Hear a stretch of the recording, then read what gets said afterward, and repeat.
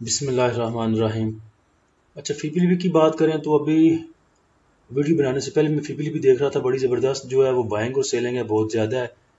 Banks को देखें तो बैंक ने 4.11 मिलियन की सेलिंग की, ब्रोकर्स ने देखें 0.52 मिलियन की सेलिंग की, कंपनीज को देखें 1.17 मिलियन की बाइंग की, फॉरेन कॉर्पोरेट्स को देखें तो 0.28 मिलियन की उनकी बाइंग है, लेकिन बहुत भी इसको थोड़ी माइनर बाइंग आप कह सकते हैं।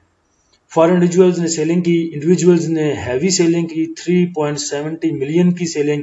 इंश्योरेंस कंपनी ने देखें तो मैन आउटस्टैंडिंग इन्होंने बाइंग कर ली, देखें 11.61 मिलियन की बाइंग है इनकी।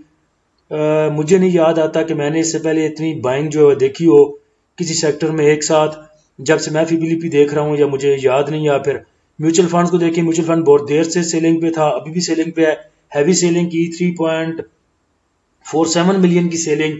उसके बाद अदर ऑर्गेनाइजेशन को देख लें, उनकी भी हैवी सेलिंग। तो जिसने सेलिंग की दबा के की और जिसने बाइंग की खूब दबा के की। सबसे ज्यादा जो बाइंग है वो इंश्योरेंस कंपनीज की है। नीचे जाके देखते हैं कि इंश्योरेंस कंपनीज ने किस में बाइंग की। तो वैसे ये बाइंग और सेलिंग की वजह से जो मार्केट ने अपने जो प्लस 600 प्लस पॉइंट जो गेन किए मार्केट ने, वो इसी बाइंग सेलिंग पे थी। बाइंग देख ले इंश्योरेंस कंपनीज की 11 मिलियन की इनकी बाइंग है। नीचे जाके देखते हैं कौन कौन से सेक्टर में किस किस ने बाइंग सेलिंग की है। सीमेंट में देखें तो सीमेंट में फॉरेन कॉर्पोरेट्स ने जो है, फॉरेन इन्वेस्टर ने वो सेलिंग की है। उसके बाद बैंक्स ने बाइंग की थोड़ी सी, ब्रोकर्स ने ना बाइंग ना सेलिंग। कंपनीज देखें तो 0.52 मिलियन की बाइंग है कंपनीज की। कंपनीज तकरीबन एक हफ्ते से या इससे भी ज्यादा मेरे ख्याल से, जब से हम वीडियो में लगा रहे हैं फ़ीपीलीपी, तब से जो कंपनीज हैं वो बाइंग पे हैं। उसके बाद इंडिविजुअल्स हैं वो सेलिंग पे हैं, जो इंश्योरेंस कंपनीज हैं वो भी बाइंग पे हैं और हैवी बाइंग पे हैं। 0.69 जो है वो मिलियन की बाइंग की इन्होंने। म्यूचुअल फंड जो है सेलिंग पे है और अदर ऑर्गेनाइजेशन जो है वो माइनर सी सेलिंग के साथ है। कमर्शियल बैंक्स को देखें, कमर्शियल बैंक में जो फॉरेन इन्वेस्टर है उसने बाइंग की है। उसके बाद बैंक्स ने हैविंग सेलिंग की है। उसके बाद ब्रोकर्स ने सेलिंग, कंपनीज ने बाइंग, इंडिविजुअल्स ने 1.29 मिलियन की सेलिंग और इंश्योरेंस कंपनीज ने बाइंग की है। ऊपर देखें अगर तो इंश्योरेंस कंपनीज की जो बाइंग है वो 11 मिलियन की बाइंग है और उसमें से तकरीबन 3.17 मिलियन की जो बाइंग है सिर्फ कमर्शियल बैंक्स में है। और कमर्शियल बैंक्स जो हैं वो वैसे भी ठीक थे, मीज़ान बैंक देख लें, अल्फला देख लें, और कल हमने पॉइंट कंट्रीब्यूटर में देखा था एचबीएल भी था उसमें। तो इस वजह से जो ये जो हैवी बाइंग है, इस वजह से बैंक सेक्टर जो है वो सस्टेन कर रहा था। उसके बाद देखें म्यूचुअल फंड ने सेलिंग की है और उसके बाद अदर ऑर्गेनाइजेशन ने इसमें हैवी सेलिंग की है बैंक्स में। फर्टिलाइजर में देखें, फर्टिलाइजर में फॉरेन इन्वेस्टर ने सेलिंग की, उसके बाद बैंक्स ने बाइंग की ना होने के बराबर। ब्रोकर्स ने सेलिंग की, कंपनीज ने सेलिंग की, इंडिविजुअल्स ने हैवी सेलिंग की। इंश्योरेंस कंपनीज ने देखिए इधर भी बाइंग की है। एक तो इंश्योरेंस कंपनीज ने बाइंग की है ऊपर, इंश्योरेंस कंपनी ने सीमेंट में भी बाइंग की। उसके बाद कमर्शियल बैंक्स ने हैवी बाइंग की 3 मिलियन की, 3.17 मिलियन की। उसके बाद फर्टिलाइजर में भी बाइंग की 1.31 मिलियन की। उसके बाद ऑयल एंड एक्सप्लोरेशन कंपनीज में देखें तो इधर भी इंश्योरेंस कंपनीज ने हैवी बाइंग की है। पता नहीं इंश्योरेंस कंपनीज क्या सोच के बैठी है, अच्छी बड़ी बाइंग की उन्होंने। बाकी देखें ऑयल एंड गैस में तो जो फॉरेन इन्वेस्टर उसने सेलिंग की है और बैंक्स ने हैवी सेलिंग की 1 मिलियन की। उसके बाद ब्रोकर ने देखें तो 0.15 मिलियन की जो है वो सेलिंग की। उसके बाद कंपनीज जो है उसने बाइंग की थोड़ी सी, इंडिविजुअल्स ने थोड़ी सी सेलिंग की। लेकिन इंश्योरेंस कंपनी जो है वो हैवी बाइंग की है, 3.47 मिलियन की जो बाइंग है इसमें ऑयल एंड गैस में उसमें। उसके बाद अगर मार्केटिंग कंपनीज में देखें तो इधर भी इंश्योरेंस कंपनीज ने बाइंग की है, देखिए 1 मिलियन की बाइंग इधर भी है इनकी। बाकी जो माइनर बाइंग एंड सेलिंग है 5, 25, 0.5, 0.25, 0.04, 0.01 और इंश्योरेंस कंपनी ने इसमें भी 1 मिलियन की जो है बाइंग की। पावर में देखें नीचे तो इंश्योरेंस कंपनी ने इधर भी बाइंग की है 1.54 मिलियन की बाइंग इसमें भी है। तो मेरे ख्याल से सब सेक्टर को जो है वो कंधा देख रखा है इंश्योरेंस कंपनीज ने, और पता नहीं क्यों माल जमा कर रहे हैं, क्या इनको आगे नजर आ रहा है, पता नहीं कुछ इनसाइड स्टोरी ना हो इनके पास। तो बाकी पावर सेक्टर में देखे तो फॉरेन इन्वेस्टर ने जो है बाइंग की है, उसके बाद बैंक्स ने सेलिंग की है 1.49 मिलियन की। उसके बाद ब्रोकर जो है उन्होंने सेलिंग की है, उसके बाद कंपनीज ने सेलिंग की है। पावर में आपके आता है एलपीएल भी पावर में है। उसके बाद जो निषाद पावर है, कल मैंने आपको दिया था, उसकी बाइंग दी थी, वो भी इसमें है। EPQL है वो भी जो है वो पावर में आता है। तो कल जो सेक्टर थे पावर के वो अच्छे जा रहे थे और कैप भी किया एक दो सेक्टर ने, तो उनकी वजह यही है कि देख लें तकरीबन 1.4 1.5 की ये से होगी बाइंग इसकी इंश्योरेंस कंपनीज की। उसके बाद ये 50 और 30 तकरीबन 0.80 मिलियन की ये बाइंग बनती है। तो तकरीबन 2 पॉइंट समथिंग जो है वो पावर जनरेशन में भी बाइंग आई है इसमें भी। उसके बाद टेक्नोलॉजी सेक्टर में देख लें, टेक्नोलॉजी सेक्टर में इंश्योरेंस कंपनीज की थोड़ी सी बाइंग है, उसके बाद कंपनीज की थोड़ी सी बाइंग है, थोड़ी सी बाइंग बैंक की है और थोड़ी सी बाइंग जो है वो फॉरेन इन्वेस्टर की है। तो ऐसा ही टेक्नोलॉजी में ऐसी बाइंग नहीं है, इसी वजह से TRG आप देख लें और सिस्टम देख लें, कोई अच्छा मूव उन्होंने नहीं दिया लास्ट वर्किंग डे में। टेक्सटाइल में जो है, टेक्सटाइल में भी इंश्योरेंस कंपनीज की जो बाइंग है तकरीबन 0.38 मिलियन की बाइंग। तो ओवरऑल देखें तो कल मार्केट को जो लास्ट डे था मार्केट का उसको सस्टेन करने में मेरे ख्याल से तो इंश्योरेंस कंपनीज का बहुत बड़ा हाथ है। 11 मिलियन की इन्होंने बाइंग की है। तो मेन बायर जो है जिसको अवार्ड मिलना चाहिए लास्ट वर्किंग डे का वो इंश्योरेंस कंपनीज है। उसके बाद देखें तो सेक्टर वाइज पॉइंट कंट्रीब्यूटर में देखें, कल हमने जो पॉइंट कंट्रीब्यूटर देखे थे वो स्टॉक वाइज थे और ये जो है वो सेक्टर वाइज हैं। तो सेक्टर वाइज में देखें तो सबसे ज्यादा पॉइंट जो कंट्रीब्यूट किए हैं वो बैंक्स में है और बैंक्स में ही जो हैवी सेलिंग है वो हैवी बाइंग है वो इंश्योरेंस कंपनीज की है। उसके बाद एक्सप्लोरेशन कंपनीज हैं, उसके बाद फर्टिलाइजर है, उसके बाद सीमेंट है और उसके बाद ऑटो कंपनीज हैं पॉइंट कंट्रीब्यूटर में जो सेक्टर है मेन। और अगर टॉप ट्रेड सेक्टर की बात करें तो पावर है सबसे ज्यादा 108 मिलियन के साथ, उसके बाद बैंक्स हैं 66 मिलियन के साथ, उसके बाद एक्सप्लोरेशन कंपनीज है 39 मिलियन के साथ, उसके बाद टेक्नोलॉजी है 25 मिलियन के साथ, उसके बाद सीमेंट है 21 मिलियन के साथ। अच्छा, मार्केट की बात करें तो मार्केट जो अपनी रह सकती है, जो अपना मूव कर सकती है, वो देखें ऊपर ये इस बॉक्स में। तो मार्केट मूव कर सकती है तकरीबन 49,000 से लेके तो 47,000 के दरमियान में मार्केट जो है मूव कर सकती है। अच्छे बुरे टाइम का पता कोई नहीं, लेकिन जब मैं अभी ये वीडियो बनाने की सोच रहा था तो उस टाइम ही खबर चल रही थी कि ये आपके निगरान वजीर आजम जो है सेलेक्ट कर लिए गए हैं। तो मेरे ख्याल से निगरान जो एक आपकी इलेक्टेड हुकूमत थी उसका स्मूथ तरीके से जाना और स्मूथ तरीके से आगे इनका काकड़ साहब का निगरान वजीर आजम बन जाना मेरे ख्याल से अच्छी खबर है मार्केट के लिए। और उम्मीद है इंशाल्लाह जिधर मार्केट ने अपनी क्लोजिंग दी है और अच्छी क्लोजिंग दी मार्केट ने, तो इससे आगे जो मार्केट अपना जो वर्किंग सेशन जो ओपन होगी मार्केट, तो मेरे ख्याल से जो है वो अच्छी मूव जो है मार्केट दे सकती है। बाकी डाउन ट्रेंड की बात करें तो डाउन ट्रेंड जो है वो स्टार्ट होगा 47,000 से नीचे। अब कुछ बात कर लेते हैं मार्केट की मूव को लेके स्टॉक्स क्या कर रहे हैं। किसी भाई ने यूनिटी का कल पूछा था, उनसे तो मैंने डिस्कस कर लिया यूनिटी का, लेकिन आपको बताना बहुत जरूरी था। आपको क्या कि मैं खुद भी सोच रहा था कि कौन से स्टॉक्स हैं जो मार्केट के मूव के साथ मूव कर रहे हैं और कौन से हैं जो मार्केट की मूव को आगे पीछे लेके चल रहे हैं और खुद ज्यादा गिर जाते हैं मार्केट के मूव करने से। यूनिटी को देखें तो मेरे ख्याल से यूनिटी ने जो मूव किया है वो मार्केट के लेवल के साथ ही मूव कर रही है।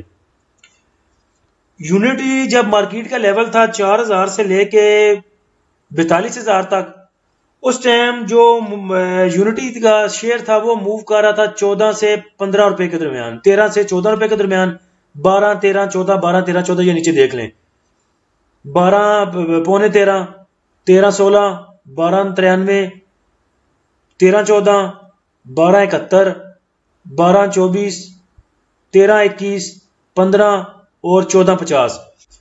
जब मार्केट मूव कर रही थी तकरीबन 40,000 से 42,000 तक, तब जो यूनिटी था वो मूव कर रहा था 13 14 रुपए में। अब मार्केट मूव कर रही है 49,000 पे या 48,000 पे, तो यूनिटी मूव कर रहा है 26 पर। जैसे भी ऊपर गया उसको आप साइड पे करें, वो एक अलग एनालिसिस है क्यों गया। वो भाई कह रहे थे, मुझे पूछ रहे थे कि आर्टिफिशियल तरीके से ऊपर गया है या वैसे ऊपर गया है, उसको एक साइड पे रखिए।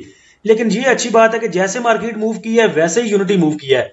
अभी अगर मार्केट दोबारा नीचे चलती है 44,000 पे या 42,000 पे या 4,000 पे, तो जो यूनिटी है वो अपने उसी लेवल पे वापस चला जाएगा जिधर से ऊपर आ गया। जैसे मार्केट ऊपर गई वैसे ये भी ऊपर गया, मार्केट नीचे आएगी ये भी नीचे आ जाएगा। तो यूनिटी को अगर देखें मार्केट के साथ KSE 100 इंडेक्स के साथ अगर कंपेयर करके देखें तो जैसे देखें मार्केट मूव ऊपर बना रही है, तभी उसी तरह जो है यूनिटी भी अपनी मूव उसी तरह ऊपर बना रहा है। तो अच्छी बात है, जब मार्केट नीचे जाएगी तो यूनिटी भी अपनी असल प्राइस पे चला जाएगा। उसके बाद बात करें अगर मीजान बैंक की, तो मीजान बैंक जो है जब मार्केट मूव कर रही थी तकरीबन 40,000 41,000 पे मूव कर रही थी, तब जो है ये मूव कर रहा था अपने 80-90 की दिहाई में, 80s में और 90s में जो है मूव कर रहा था आपका मीजान भी। ये 6 माह में देख लें, 6 मंथ में 94, 92, 86, 83। तो मीजान बैंक भी जब 40-41,000 पे मार्केट थी तो ये भी नीचे था। जब मार्केट ने अपनी ऊपर की मूव बनाई तो ये भी ऊपर आ गया। तो इसकी ऊपर की मूव को लेके जो है वो कराची स्टॉक एक्सचेंज भी परेशान है। तो कराची स्टॉक एक्सचेंज वालों ने भी इनको लेटर लिखा था मेरे ख्याल से मीजान वालों को, जिसका जवाब अभी आया है। मेरे ख्याल से लेटर इधर मेरे पास आया, मैं आपको दिखाता हूं। तो ये वो लेटर है जो मीजान बैंक ने जवाब दिया है PSX को, कि ये देखिए unusual movement in price in the share of Meezan bank.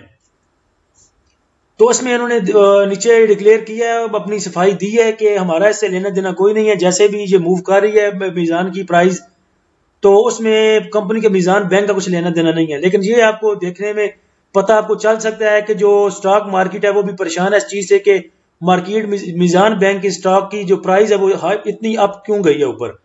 अब अगर मीजान बैंक को देखते हैं कंपेयर करके स्टॉक मार्केट से, तो इधर कंपेयर करके देख रहे हैं इसको मीजान को कराची स्टॉक मार्केट के साथ। ज्यों ज्यों 100 इंडेक्स आपका देखें जिधर जिधर मूव बना रहा है उधर उधर आपका मीजान बैंक भी मूव बना रहा है। अगर वो नीचे आती है मार्केट तो ये भी नीचे, मार्केट ऊपर गई अप साइड तो ये भी अप साइड भाग गया उसके साथ साथ ही। तो अच्छी बात है, मार्केट ने ऊपर की मूव बनाई, इसने भी ऊपर की मूव बना ली। जब तो जैसे ही मार्केट अपने असल लेवल पे आएगी नीचे 44,000 पे और 42,000 पे, तो मीजान भी अपनी पहले वाली स्टेज पे आ जाएगा तकरीबन 80 पे 90 पे। तो मेरे ख्याल से ऐसे स्टॉक जो है वो मेरे ख्याल से बेहतर है। मार्केट ऊपर गई तो ये भी ऊपर है, जब मार्केट नीचे आएगी तो ये भी नीचे आ जाएंगे।